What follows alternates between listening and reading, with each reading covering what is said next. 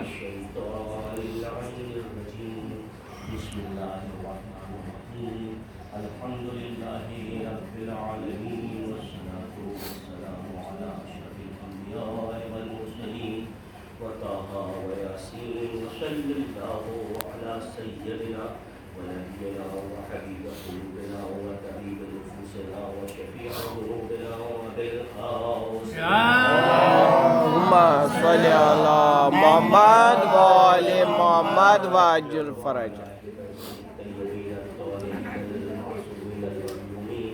لعنة الله على أعدائهم أجمعين من يومنا هذا إلى يوم الدين أما بعد فقد قال رسول الله صلى الله عليه وآله وسلم إن الحسين مصباح الهدى وسفينة النجاة اللهم صل على محمد وآل محمد وعجل فرجه روز اربعین سب سے پہلے ہم اپنی طرف سے اور اپنے تمام بھائیوں کی طرف سے جو یہاں پر موجود ہیں اور جو نہیں بھی ہیں ان کی بھی طرف سے شہید کی بارگاہ میں اور اپنے امام اصل کی بارگاہ میں مولا حسین کا حوصلہ پیش کرتے ہیں۔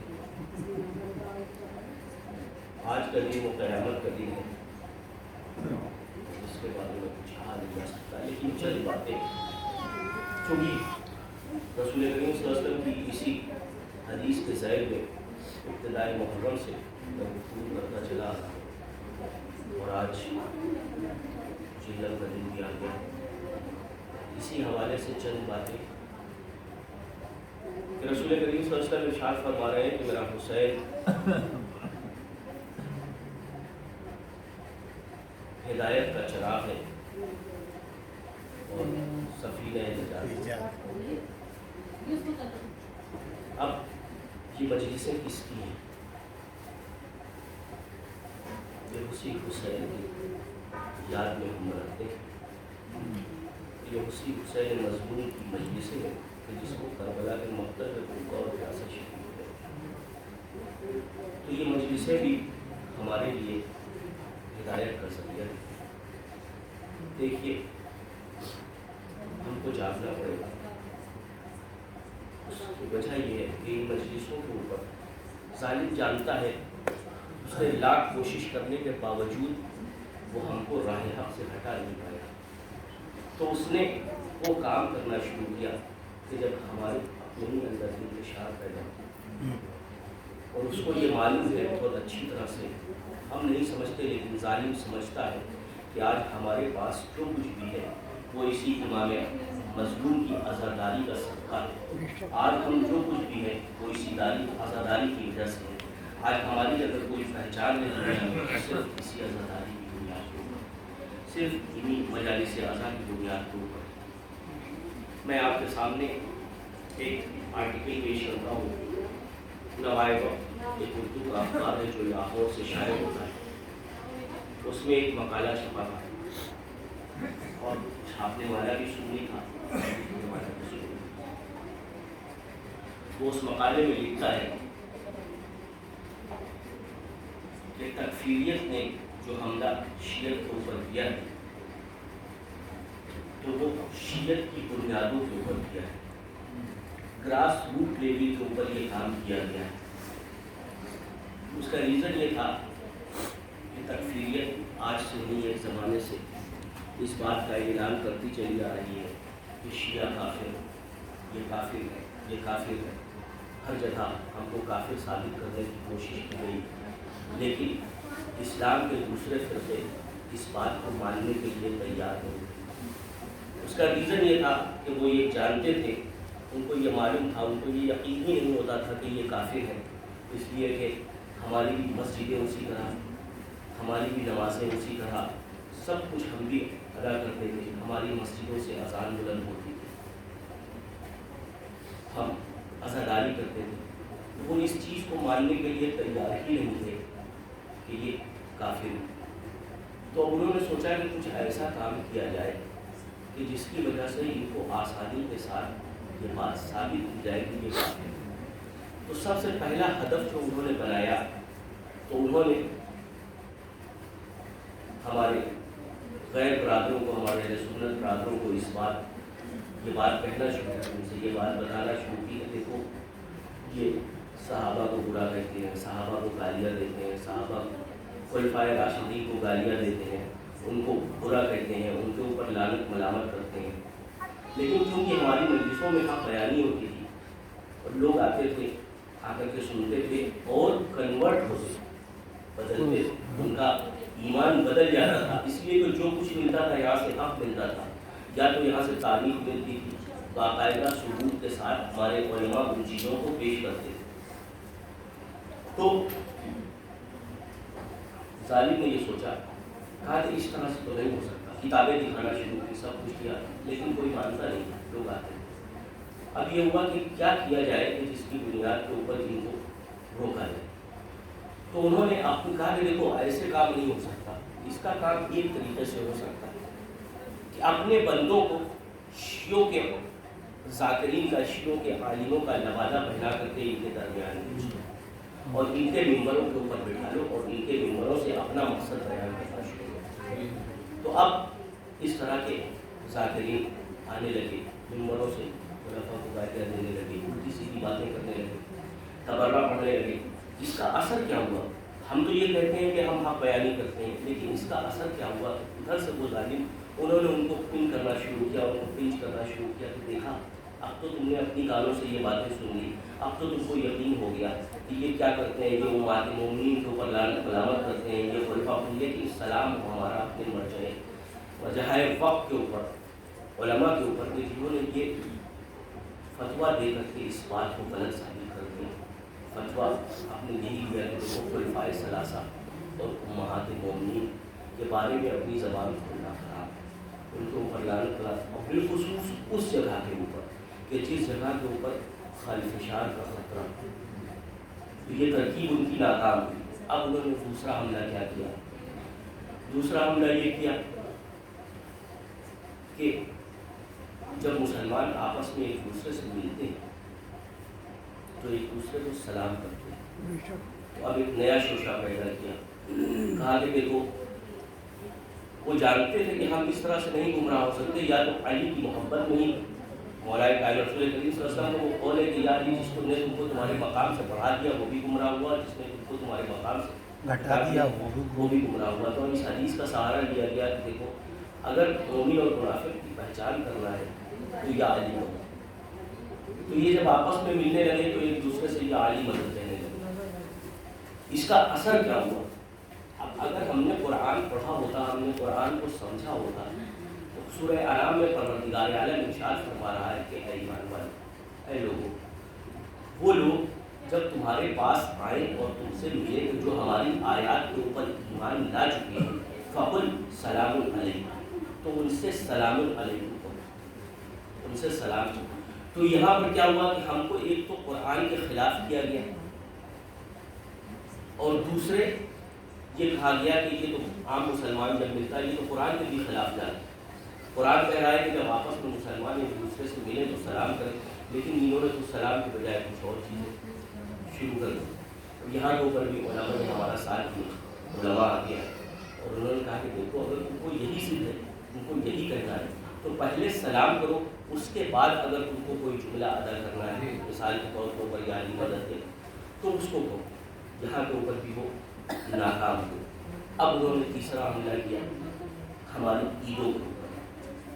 بہت ہی جلدی ہم اپنی بات کو آپ تک پہنچانے کی کوشش کر رہے ہیں کہ مسلمان چونکہ عیدین مناتا ہے، عید الفطر اور عید الاضحیٰ، تو انہوں نے کہا کہ ان کو ان عیدوں سے منسلک. اب کیا ہوا کہ عید الفطر سے پہلے انجمنیں اور ماتمی سنگتیں یہ شروع ہوئی. انہوں نے ایک پامفلیٹ نکالنا شروع کیا کہ ہم عید نہیں منائیں گے، بس مولا کا ماتم کریں گے. عید کو ہم مولا کائنات کے دسویں کے طور پر منائیں گے. اور وہی وقت جو وقت نماز کا رکھا گیا، وہی وقت ماتمی سنگتوں نے، امام بارگاہوں نے ماتم کا رکھا، جس میں زنجیر زنی بھی اور باقی طرح سے کہ جب مسلمان مسجدوں سے نماز پڑھ کے نکلے اور ایک دوسرے کو مبارکباد دے اور ایک دوسرے سے گلے ملے، تو دوسری طرف سے یہ شیعہ اپنے امام بارگاہوں سے خون میں لطفت اور اس حالت میں نکلے تو دنیا خود یہ بات سمجھ لے گی کہ یہ مسلمان تو نہیں ہو سکتے. لیکن یہاں پر بھی ہمارے علماء نے یہ بات کہی کہ نہیں، خطبہ جو عید میں دیا جاتا ہے، عید کے روز خطبہ دیا جاتا ہے، اس میں علماء نے امام حسین علیہ السلام کے مسائل بھی بیان کرنا شروع کیے تاکہ ہم کو اس ذکر کا بھی ثواب ملے اور ہم 2 رکعت نماز بھی ادا کریں. اور بالخصوص اس بات کے لیے ضرور تاکید کی گئی کہ زیارت وارثہ پڑھی جائے. تو امام کی زیارت بھی ہو گئی اور نماز بھی ہو گئی. اس کے بعد جو حملہ ہوا وہ نماز جمعہ کے اوپر حملہ کیا گیا. ہمارے درمیان جو ہمارے مرجع کرام ہیں ان میں اس بات کا تضاد پایا جاتا ہے کہ گویا اس نماز کو واجب کی نیت سے پڑھا جائے یا سنت کی نیت سے پڑھا جائے. کچھ علماء نے یہ کہا ہے، کچھ مجتہدین نے یہ کہا کہ جب تک امام پردہ غیب میں ہے تو اس نماز کو سنت کی نماز نیت سے ادا کیا جائے، اور جب امام آ جائیں گے تو اس وقت پہ یہ نماز واجب ہو جائے گی. ادھر انہوں نے کیا کام کیا کہ انہوں نے سرے سے اس بات کا انکار کر دیا کہ جب امام آئیں گے، جب امام کا ظہور ہوگا، امام کے سامنے ہی یہ نماز واجب ہوگی، یہ نماز پڑھی جائے گی، ادروائز نماز جمعہ ہم نہیں پڑھتے. تو یہ بات کہہ کے انہوں نے یہ کوشش کی کہ ان کو مسلمانوں سے الگ کیا جائے. لیکن واقع جب پروردگار کوئی کام انجام دیتا ہے، آج بھی ہماری مسجدیں دیکھیں، جمعے کی مسجدیں، جامع مسجدیں، کہ آج وہاں سے اذانیں بھی ہوتی ہیں اور نماز بھی ہوتا ہے، اور جو اہتمام جمعے کا ہم کرتے ہیں وہ دوسری قوموں میں یا دوسرے مسلک میں نہیں پایا جاتا. اس لیے کہ ہمارے یہاں ایک فاؤنڈیشن ہے، ایک دائرہ ہے کہ کم سے کم اس دائرے میں تقریباً 5 کلومیٹر کا دائرہ ہے کہ اس دائرے میں ایک مسجد ہوگی اور اسی مسجد میں نماز پڑھی جائے. اس کے پیچھے بھی بہت بڑی لاجک ہے اور اسلام کا ایک پورا فلسفہ ہے، اس کو مجھے بیان نہیں کرنا ہے. تو یہ چیزیں کیوں ہو رہی، یہ حملے کیوں ہو رہے تھے؟ اس کا ریزن صرف یہ تھا کہ ان کو مسلمانوں سے الگ کرو، ان کو مسلمانوں سے الگ کرو. اس لیے کہ جب ہم ان کو مارے، جب ان کو کاٹے، جب ان کے اوپر ظلم ڈھائے تو کوئی دوسرا فرقہ، کوئی دوسرے لوگ اس لیے آگے نہ آئے کہ بھائی یہ کیا کر رہے ہو، یہ بھی تو ایک مسلمان ہے. لوگ ان کو مسلمان ماننے کے اوپر جب تیار نہیں ہوں گے تو پھر ان کے ساتھ جو بھی کیا جائے گا، ان کو مار دیا جائے گا، کاٹ دیا جائے گا، کوئی آگے آ کر کھڑا نہیں ہوگا. یہ جانتے ہیں یہ کیوں تھا، اس کی وجہ کیا تھی، اس کا ریزن کیا تھا؟ یہ وہی یزیدی دماغ تھا، یہ وہی مروانی دماغ تھا کہ جس نے جب یزید نے امام حسین علیہ السلام کو قتل کیا ہے تو آپ جانتے ہیں 7,000 علماء سے اس بات کا فتویٰ لیا گیا ہے کہ امام حسین علیہ السلام واجب القتل ہے. اور یہی وجہ تھی کہ جب اسیران کربلا کوفہ اور شام پہنچے، بس میں اپنی منزل کی طرف آ رہا ہوں اس لیے کہ آج 40 کا دن ہے، مجھے 40 سے ریلیٹڈ کچھ باتیں پڑھنی ہیں. جب یہ قافلہ شام کوفہ کی طرف پہنچا ہے تو لوگ پہچان نہیں سکے کہ یہ ہے کیا، یہ آل رسول ہے. اس کا ریزن یہ تھا کہ یزید نے وہ پروپیگنڈا کیا تھا، وہ باتیں مشہور کی تھی کہ یہ معاذ اللہ انہوں نے خروج کیا ہے، انہوں نے یزید کے خلاف بغاوت کی ہے. اصل پیغام تو یزید نے اصل باتیں بتائی نہیں تھی کہ یہ آل محمد ہے، یہ آل پیغمبر ہے. یہ تو اللہ کا ایک نظام تھا اور امام مظلوم کی وہ حکمت عملی کہ جو کام کر گئی کہ جو آپ نے جس وقت آپ مدینے سے جا رہے تھے اور جناب عباس نے آپ سے یہ کہا، جناب عبداللہ بن عباس نے، کہ مولا آپ اگر جا رہے ہیں تو آپ اکیلے جائیں، اپنے ساتھ ان بیویوں کو، ان بچوں کو کیوں لے کر کے جا رہے ہیں؟ اس بات کا خلاصہ اس وقت ہوا کہ جب یہ بچے، چھوٹے چھوٹے بچے، جب مدینے کی، جب شام اور کوفے کی گلیوں سے گزر رہا تھا یہ قافلہ اور لوگ اوپر سے صدقہ کر کے کھجور پھینک رہے تھے اور جناب زینب اس بات کا اعلان کر رہی کہ یہ ہمارے رسول ہے، ہمارے ان بچوں کے اوپر یہ صدقہ. جب لوگوں کو دھیرے دھیرے جناب زینب کے خطبے، امام زین العابدین علیہ السلام کے، ان سے جب لوگوں کو اس بات کا پتہ چلا کہ یہ آل رسول ہے. ایک واقعہ، یزید نے یوں ہی آپ کو آزاد نہیں کر دیا ہے. یزید جیسا ظالم و جابر، اس کے دل میں رحم نام کی کوئی چیز تو ہو ہی نہیں سکتی کہ اس نے آزاد کیوں کیا ان قیدیوں کو. اس لیے کہ وہ قید خانہ، خدا کی قسم جو لوگ گئے ہیں وہاں پر وہ جائیں، اور جن کو نہیں، جو نہیں گئے، پروردگار عالم ان کو اس بات صلاحیت عطا کرے کہ وہ وہاں تک پہنچے. اور جانے کے بعد اس قید خانے کو دیکھیے کہ وہ قید خانہ کیا تھا، کہ قید خانے میں رات میں اوس پڑتی تھی، چھت کھلی ہوئی تھی، اور دن میں اس قید خانے میں دن میں اتنا اندھیرا ہوا کرتا تھا کہ شہزادی تڑپ کے کہتی تھی کہ ایک بھی اماں بہت اندھیرا ہے۔ دن میں دھوپ پڑتی تھی، رات میں اس میں اوس پڑتی تھی۔ اس قید خانے کا عجب حال تھا جس قید خانے میں یزید نے رکھا تھا۔ آیت اللہ باقر مجلسی بہار الانوار میں ایک واقعہ لکھتے کہ ایک عیسائی تھا کہ جو سفر کر رہا تھا، جب وہ شام پہنچا اپنی فیملی کے ساتھ، اس کی بچی اور اس کی بیوی اس کے ساتھ تھی، جب وہ شام پہنچا تو اس کا سارا زادرہ ختم ہو چکا تھا، اب اس کے پاس کچھ بچا نہیں تھا۔ وہ پریشان ہوا کہ مجھ کو آگے سفر کرنا ہے، کیا کیا جائے، میرے پاس تو کچھ ہے نہیں۔ تو اس نے سوچا کہ لاؤ کچھ تحفہ یزید اس مسلمانوں کے خلیفہ کی بارگاہ میں اس کی خدمت میں پیش کرے کہ جس کے بدلے میں وہ مجھے کچھ زادرہ عطا کرے، کچھ سامان دے جس سے ہم اپنے گھر پہنچ سکیں۔ اب اس کے پاس کچھ تو تھا نہیں، اس نے سوچا کہ چلو جنگل سے کسی ہرن کو پکڑتے اور اس ہرن کو پکڑنے کے بعد یزید کی کے لیے تحفے کے طور پر اس کو پیش کرتا۔ وہ جنگل میں گیا، جنگل میں اس کو ایک ہرنی ملی، اس ہرنی کو اس نے قید کیا۔ اس ہرنی کو قید کرنے کے بعد وہ اس کو لے کر کے چلا یزید کے لیے۔ راستے میں قید خانے کا دروازہ آیا، ہرنی نے رسی توڑائی اور توڑانے کے بعد دوڑتی ہوئی اس قید خانے کی طرف بڑھی۔ اب یہ حیران و پریشان، اس نے بہت طاقت لگائی اس کو روکنا چاہا، لیکن ہرنی رکی نہیں، اور ہرنی سیدھے جا کر اس قید خانے کے دروازے پر کھڑی ہوئی۔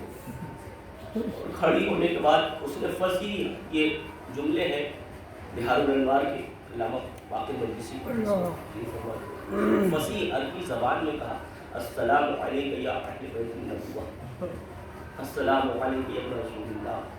یہ پریشان ہوا کہ آخر اس قید خانے میں کون لوگ ہیں کہ جو ہرنی اس زبان میں سلام کر رہی ہے۔ اندر سے امام زین العابدین علیہ السلام دروازے پر قید خانے زندہ لے قید خانے کے اوپر تشریف لائے۔ آپ نے اس ہرنی کو جواب سلام دیا۔ یہ شخص آپ کے پاس پہنچا اور پہنچنے کے بعد پوچھا کہ آپ کون ہیں؟ تو آپ نے بتایا کہ بھائی تم نے مسلمانوں کے رسول کا نام سنا؟ کہا میں ان کے نواسے کا بیٹا ہوں، میرے بابا کو کربلا کے میدان میں 3 دن کا بھوکا اور پیاسا شہید کیا، ہماری پھوپھیوں کو ہمارے بچوں کو قید کر کے اس قید خانے میں رکھا گیا۔ بس پھر بھی گویا ہوئی امام سجاد سے اور کہا کہ مولا آپ اس شخص سے اس بات کو ضمانت دے دیجیے، اس بات کی کہ میں اس پہاڑ کے پیچھے میرے 2 چھوٹے چھوٹے بچے ہیں، میں یہ چاہتی ہوں، وہ بھوکے ہیں، میں یہ چاہتی ہوں کہ میں ان کو دودھ پلا کر کے واپس آ جاؤں، اور میں آپ سے وعدہ کرتی ہوں کہ میں واپس آ جاؤں گی اتنی دیر کہ آپ مجھ کو مہلت دلا دیجیے۔ مولا نے اس شخص سے کہا میں اس ہرنی کی ضمانت لیتا ہوں، یہ واپس ضرور آئے گی، اس کو تھوڑی دیر کے لیے چھوڑ دے، اور چھوڑنے کے بعد جب یہ واپس آ جائے گی تو تو جس مقصد کے لیے اس کو لے کر جانا چاہتا ہے لے کر چلا جائے۔ وہ شخص نے ہرنی کو آزاد کیا، ہرنی چلی گئی۔ اس درمیان میں اس نے مولا سے گفتگو شروع کی۔ مولا کی گفتگو کا اثر یہ ہوا کہ ابو یزید کی دربار کی طرف نہیں گیا، اس نے وہیں پر مولا کے ہاتھوں کے اوپر بیعت کی، کلمہ پڑھنے کے بعد اب شام کے ایک دروازے کو کھٹکھٹاتا تھا اور کھٹکھٹا کر کے اس بات کا اعلان کرتا تھا کہ تم کو غیرت نہیں آتی، رسول کے اہل بیت، رسول کی آج اس قید خانے میں بند کی گئی ہے، اور تم کو شرم نہیں آتی کہ تم اس بات کا احتجاج کرو، تم اس بات کے لیے بولو۔ اس کے بعد جب یزید کو اس بات کا علم ہوا تو یزید نے اس کو قتل کر دیا۔ اس کے خانوادے، اس کی بیوی اور اس کی بچی کو جب اس بات کا علم ہوا کہ میرا بابا، میرا باپ کسی کی حمایت میں، کسی شخص کی حمایت میں قتل کر دیا گیا، حکومت کے قائدوں نے اس کو قتل کر دیا ہے، تو وہ امام کے پاس آئے۔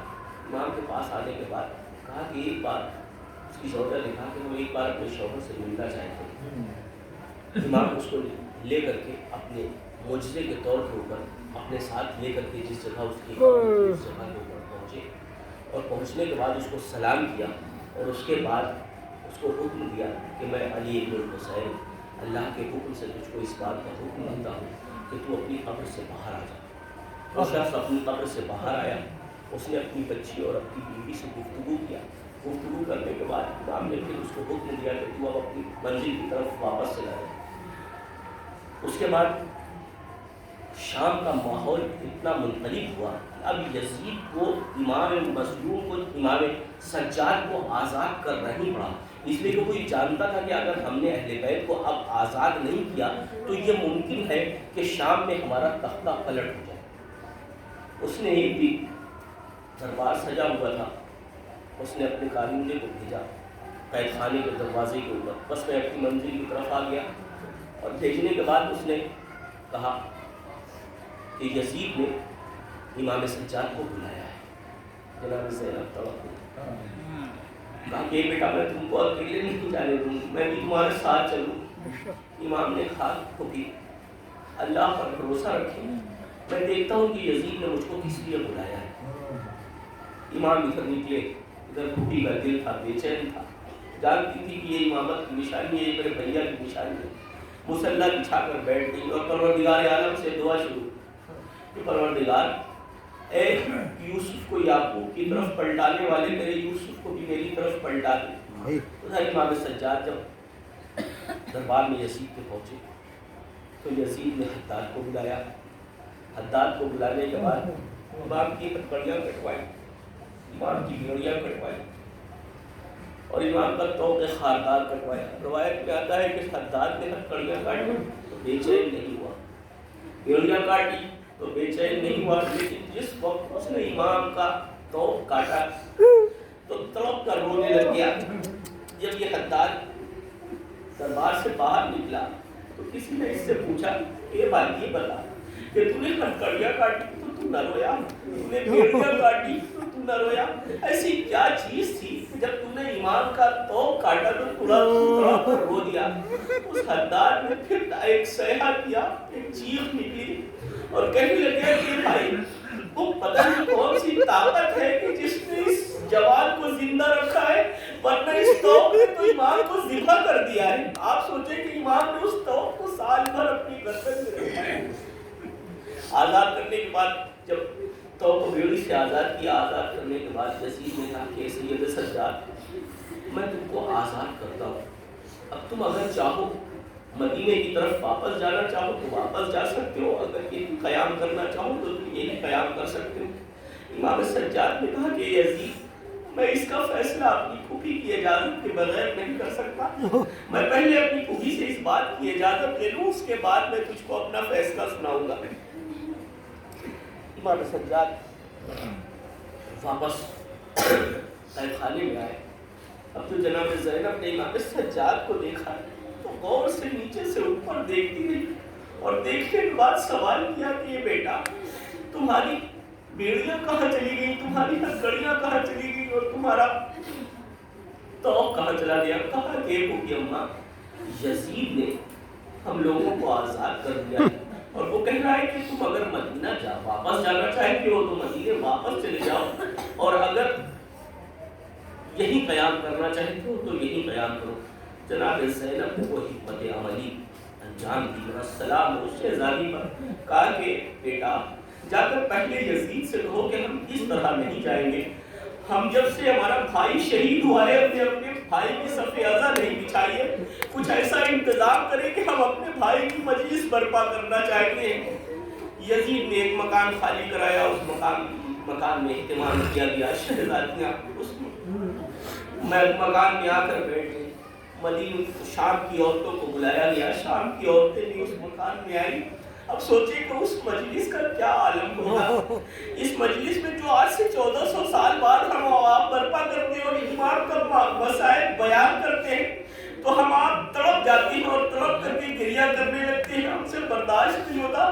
اس مجلس کا کیا عالم ہوگا کہ جس مجلس میں بہن بھی موجود تھی، بیٹا بھی موجود تھا، اور جس نے اپنے بھائی کو قتل ہوتے ہوئے دیکھا تھا، جس نے علی اکبر کا چھنا ہوا سینہ دیکھا تھا، جس نے جناب قاسم کی پامال لاشیں دیکھی تھی، جس نے جناب عباس کے کٹے ہوئے بازو دیکھے تھے، جب ان کا ذکر ہوا ہوگا تو اس مجلس کا کیا عالم ہوا ہوگا۔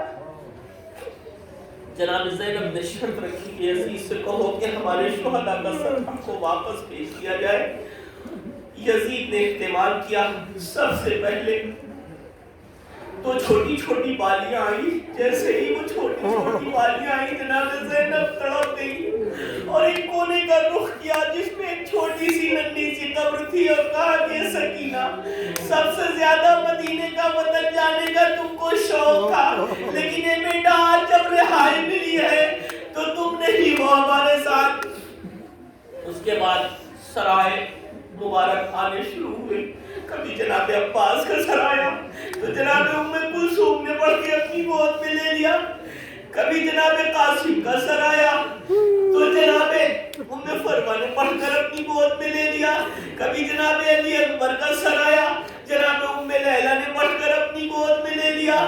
ایک بار تو چھوٹے چھوٹے سر آئے، اب کوئی نہیں ہے کہ تو ان سروں کو لینے کے لیے پڑھتا۔ کسی نے جناب زینب سے کہا کہ بہن جناب محمد کے سر آئے، کہا کہ ان سروں کو کنارے رکھ دو، میں اپنے بھائی کا ماتم کرنا چاہتی ہوں۔ امام مظلوم کا سر آیا، مجلس برپا ہوئی۔ 3 دن تک یہ مجلسیں برپا ہوتی رہی۔ 3 دن کے بعد اب امام سجاد نے اپنی پھوپھی سے کہا کہ پھوپھی اماں، اب اگر ہم اسی طرح سے روتے رہے تو ایسا نہ ہو کہ کہیں ہمارے درمیان سے بیویاں کچھ گزر جائیں۔ پھوپھی اماں چلیے اب چلنے کا انتظام کیا جاتا ہے، کل صبح ہم یہاں سے روانہ ہوں گے۔ جناب زینب نے تمام بیویوں کو تیار کیا۔ جب یہ صبح قافلہ شام سے نکلنے لگا تو جناب زینب نے چاروں طرف دیکھا تو دیکھا کہ سب تو موجود ہیں لیکن ایک بیوی نہیں ہے۔ جناب زینب نے جناب سجاد سے کہا کہ بیٹا تمہاری ماں رباب نہیں دکھائی دے رہی ہے، سب تو موجود ہے لیکن تمہاری ماں رباب نہیں دکھائی دیتی۔ امام نے کہا کہ پھوپھی اماں آپ میرے ساتھ چلے، میں جانتا ہوں کہ میری ماں کہاں ہوگی۔ یہ کہہ کے امام سجاد جناب زینب کو لے کر قید خانہ شام میں آئے۔ اب جو دیکھا تو ایک کونے میں ماں اپنی بچی کی قبر سے اس طرح سے لگتی تھی، کیسے لگ رہا تھا جیسے اپنی بچی کو اپنے سینے سے لگائے ہے۔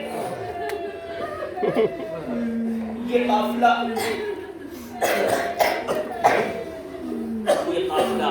شام سے چلا اور چلنے کے بعد اب ایسے مقام پر آیا کہ جہاں کے اوپر جو رہبر تھا اس نے امام سے کہا کہ مولا یہاں سے 2 راہیں ہیں، ایک راہ کربلا کی طرف جاتی ہے اور ایک راہ مدینے کی طرف جاتی ہے، آپ یہاں سے کس طرف جانا چاہیں گے؟